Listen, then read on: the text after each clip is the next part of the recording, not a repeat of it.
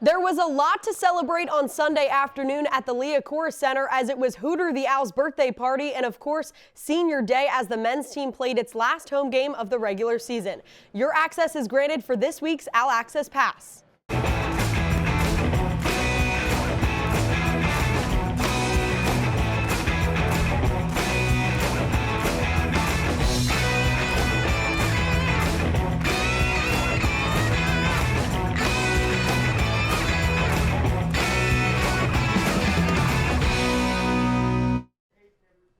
Hello, Owl fans, and welcome into TV Studio 3 for a brand new edition of OwlAccess Pass.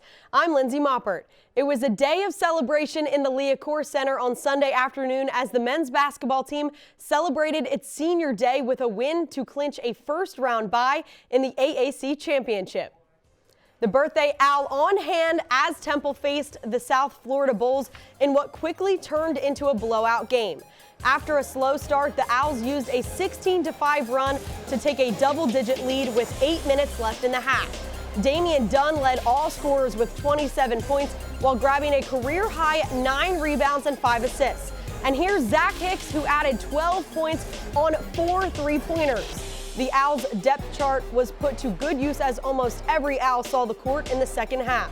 This includes senior Colin Daly, who got the crowd to chant his name after scoring a career-high 7 points, hitting both three-point attempts in the final 5 minutes. There was no point of return in sight for the Bulls as Temple takes this one 75-47. Now let's take a closer look at the top player on both squads. We'll start with Temple's leading scorer, Damien Dunn. He had 27 points, a career high of 9 rebounds. He tied his career high of 5 assists and finished 8 of 13 from the field. Turning to South Florida's Sam Hines Jr., 12 points, 4 rebounds, 2 blocks, and finished 6 of 9 from the field. Just taking a quick look at these numbers, Dunn doubled Hines Jr. in not one, but 2 categories. And Dunn has been pushing some of his younger teammates during the season to get their stats up as well. This includes Zach Hicks, who finished second on the team with 12 points in the win. Every time I practice, these guys like Damien, I'm always always on me hard about things like rebounding, because early in the year I wasn't that great of a rebounder. But I'm 6'8", so I got to get in there and put my head in there and rebound. I think stretching the floor is definitely a key thing for us to open up drives for like Ty and Dane. And when they do help in, to spray to me and make the teams pay for it. Nobody cares. You still have to play the game. And so this is the mindset that I try to give my players all the time. Nobody cares. And it's the same thing in life. Nobody cares. And you got to go out and you got to earn it. So everything we got this year, we had to earn it. And as we wave goodbye to regular season play, we say hello to the conference championships. With the men's most recent win over USF, the Owls were able to clinch a first-round bye in the tournament. Temple ranks 4th in the AAC, which puts them up against the 5th-ranked Tulane Green Wave in the second round on Friday. Now, if the Owls do advance to the semifinal round, there is a great possibility they will have to face the top seed, the Houston Cougars. Now, Temple played the Cougars twice during regular season and lost both times. You already know the deal, 1 loss and you're out. The championship game will be played on Sunday afternoon. And now looking to the women's team. Temple will open its conference tournament campaign against the SMU Mustangs in the quarterfinal round today.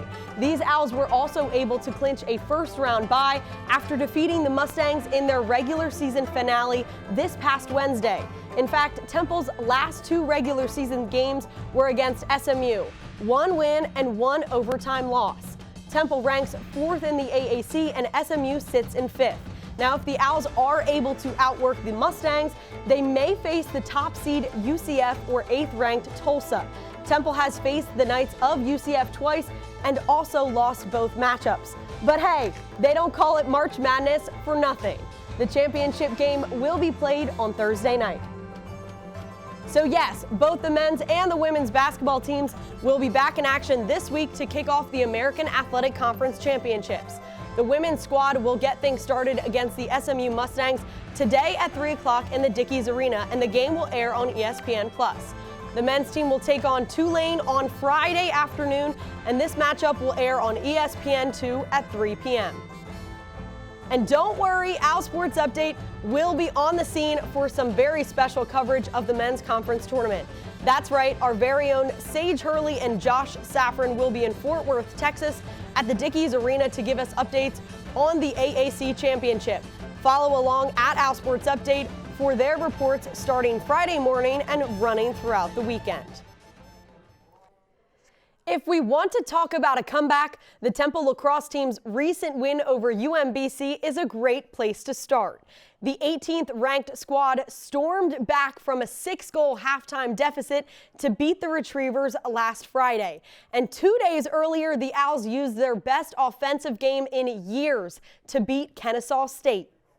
Starting with the Kennesaw State matchup, the Owls found their way back into the win column after this one. Temple poured on the points, scoring 19 goals, the most the Owls have scored in a game since the 2017 season. Not to mention standout midfielder Belle Mastro-Pietro notched her 100th career point early in the third quarter. Goals from Riley McGowan, Quinn Nicolai, and Mackenzie Roth all helped Temple take this one 19-11. The Owls concluded their 4-game road trip against UMBC on Friday afternoon, this time in the Blacktops. UMBC dominated early into the game, outscoring Temple 3-1 in the first quarter. The Retrievers scored 5 straight to end the half on top 9-3, but the Owls came out very strong in the third, especially Quinn Nicolai, who stole the show with 6 goals. Temple outran the Retrievers, leaving them in the dust in the second half, taking this one 14-11. The Owls come home this week and just in time because it's going to get real hard real quick. The 18th ranked Owls kick off a 3-game homestand on Wednesday when the 14th ranked Rutgers Scarlet Knights come to town for a 6 p.m. start time. Temple now sits 5-1 while Rutgers is undefeated at 6-0. The game will be streamed on ESPN+. The fencing team has once again earned its title as one of the hottest squads on Temple's campus. The 9th-ranked Owls opened postseason play in a very impressive fashion, winning its 26th straight NIWFA title. Temple also swept the team weapon titles and won 2 of the 3 individual weapon titles. Anna Novoseltseva and Emma Pincus both earned individual titles in foil and saber. In team play, Sarah Proctor and Constanza Dimas went undefeated 12-0. It was broken record after broken record on senior day in McGonigal Hall for the gymnastics squad. The team finished in 2nd place in its tri-meet against Westchester and the University of New Hampshire on Sunday afternoon. The Owls broke the school beam record, tied the school floor record, and scored the squad's 3rd highest season output on the bars with a 49.0. And on top of it all, Brooke Donabedian tied the school floor record with a 9.95.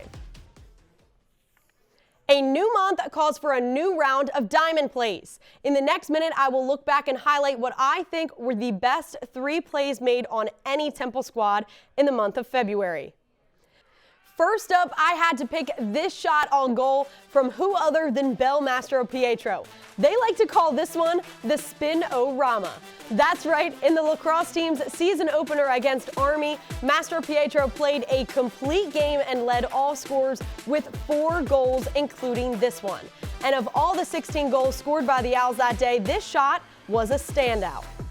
Next up, a historic night for the women's basketball program, and most of all, Mia Davis. This was the program record-breaking basket that Davis needed to surpass the 38-year-old record of 2,194 points held by Marilyn Stevens. And we all know how humble Davis is. She didn't even break a smile after the shot, and Tanya Cardoza did call for a timeout and allowed for a short celebration of her success. And lastly, we have what became known as the Strickland Game. This was a huge night for Strickland as he scored a career-high 27 points to lead the Owls to a come-from-behind win over the SMU Mustangs. And with 53 seconds left, it was this layup from Strickland that gave Temple a lead since the first 3 minutes of the game, and then, of course, sealed the victory for the Owls. He finished 8 of 14 from the field and a career high of 11 of 14 from the line. And be sure to check out our Twitter poll question of the week. What is the best diamond play of February? A. Belle Mastro-Pietro's Spin-O-Rama. B, Mia Davis's golden moment breaking the program record, or C, the tie Strickland game? Follow us at Owl Sports Update to vote.